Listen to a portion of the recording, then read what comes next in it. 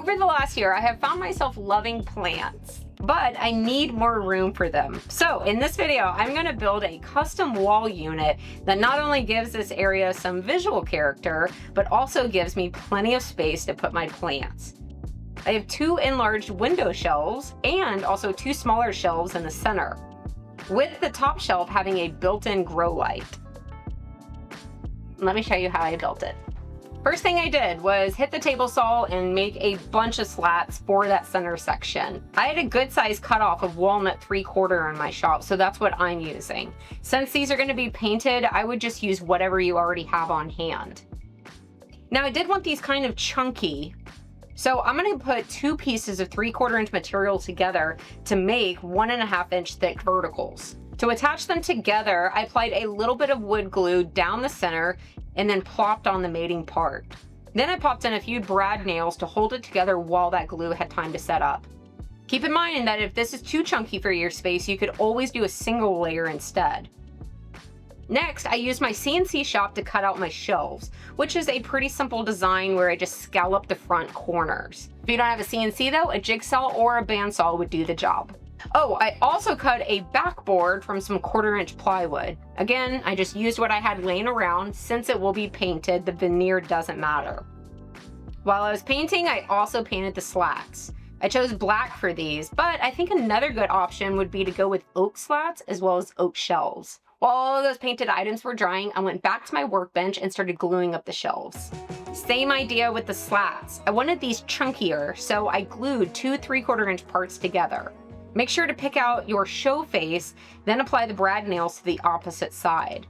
The brads will hold things in place while the glue sets up. And now the large shelves will eventually go in the window sills, and I want them solid, so they get 2 identical pieces glued together. However, the smaller shelves, I want to include a grow light on the bottom, so the second layer is actually a skeleton version of the top. I only had 1 sheet of oak veneer plywood, so this skeleton is made from a generic 3/4 inch ply. It won't ever be seen, so you don't have to worry about what this is made from. So I made this hollow so that the light can fit right here, and that way if I'm sitting down, the light's not blinding me. It has like a little guard on it. Now the final touch to make this look like a solid piece of wood is to apply edge band that matches the veneer. I'm using white oak, and I did have to special order 2 inch wide edge banding. The curves can be tricky, so a tip is to preheat the section of banding that will be applied to the curve. Then you want to push in that entire section at the same time. On flat surfaces, you can apply heat as you go, but curves don't play by the same rules. Then just make sure to apply pressure while the glue is setting up, because it will want to pop out until it fully sets. You can see I'm using my forearm. All right, and that is all of the parts needed. We have the shelves, we have the slats, we have the backboard. Now let me show you the space that I'm going to transform. I don't have a set of plans for this one since it's so custom to my space, but you can easily adapt the entire thing or even just a portion of this project for your own space. First thing I did on the install was cut around the items on my wall, which were the 2 sill profiles and also an outlet I have. For this, I used a multi-tool. Being dyslexic, I always have to test things out. Okay, that doesn't look too bad. Oh, it looks pretty right. It looks right! That's nice! Good job, Brain! Now that I know that that fits, next I start attaching the slats, starting with the outside ones. These are very simple to install as they line up flush to the bottom as well as the sides of the backboard. And I'm using 1 1/4 inch screws here, and I put, I don't know, maybe about 6 per slat, making sure to sink the heads flush with that 1/4 inch board. Oh, and you know what I forgot to tell you? Before attaching these 2 slats, I cut that profile of the windowsill into the back of them. This way I could push the entire assembly onto the wall and the verticals not be interrupted by the windowsill profile. This does take a little bit more precision, so if you want to avoid it, 2 options that you can do. You can either narrow the design to eliminate the windowsills completely from being in the pathway of the verticals, or you could chop around the windowsills. Just 2 other options from the route that I chose. Okay, so the 2 outside most slats are attached. It fits on the wall, so next is to simply attach the rest. It's important that the first space matches the tongue on the shelves. So I actually set one in place and made sure that the spacer I'll be using matched its width before starting. These spacers are made from scraps and makes this job go quick and easy. I'm applying a little bit of super glue because my goal is to attach these slats just enough so that I can flip it over and run in screws from the back side.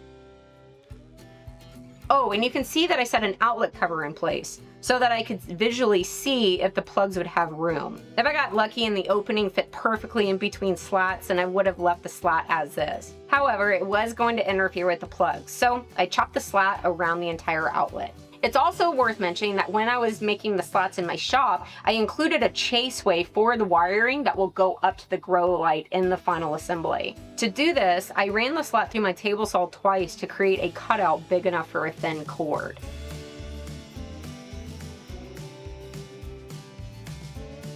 I let that set up for just a few minutes, then I flipped it all over and ran in a few screws per slat. Nice. Okay, at this point I moved the entire assembly over and pushed it into its key location. It's actually quite heavy, but I was able to manage. Just in case you don't know, if you have a window, you're gonna have the window casing, so you always know that you have solid meat that you could go into should you need it. But another quick visual is this outlet. I knew for a fact that I would have a stud in between these because I have an outlet. Then it's a matter of figuring out it's on the left or right side, and of course the stud finder told me really quickly. I used this center stud in order to anchor it in a few key locations. If I didn't have this stud, I would have gone through the face slats into that window casing and then had holes to patch up. Looking good. Now to install the window shelves. These are very straightforward and easy. I set them in place and then I used 3 trim head screws going directly into the sill on the back side. I had a 4-inch seal. I made these shelves 10 inches, which leaves me a 6-inch overhang. I wouldn't recommend sitting on it, but setting plants on it, it's perfect for. And if you're worried about the holes, should you ever want to remove the shelf, don't forget how easy it is just to apply some wood putty, a little bit of paint, and then it's back to normal. Now the center shelves take a little bit more thought, but they are also simple to install. What I did is by eye, I drilled in a hole in this tab. Then I used a piece of tape in order to mark off where I want the bottom of this shelf to land so that I can move this tab to the outside of the slot with my pre-drill in it. I'm going to line up the bottom with my tape right there. And now I'm going to transfer that hole location to the slat. Oop. Then I'm able to drill all the way through the slat. Now what I should be able to do is slide this into the inside, line it up with that piece of tape, and then put in a screw. Now typically this would just create a hinge point where this would flop. So what I did is I went back to the bottom side and I glued back on this back piece, but I cut myself a chaseway for the cord. Because remember, I'm gonna have a cord up here running along. So this way it'll be able to pass through this upper shelf. I'm using 3.5-inch screws here, which will not only go through that first slat, but also the tongue through the shelf and even into the second slat. It feels pretty good afterwards. Again, don't sit on it, but your plants, some knickknacks, a photo, absolutely great for it. Now, the second shelf is what is gonna have that grow light underneath it. And so I was very deliberate about the height since there are recommendations on how far a grow light needs to be from a plant. I would recommend picking out the size of plant you're gonna want on this lower shelf first, and then letting that dictate the height you place the second shelf. But then I attached it the identical way as that first shelf. Oh, goodness. Little touch-up paint. This thing will look good. Then it was just some touch-up paint, chasing the wire up to the shelf, installing the grow light, and then filling the area with plants. I am very in love with how this turned out. I'm very happy for the additional room and love getting rid of the individual stands and having this floor space back.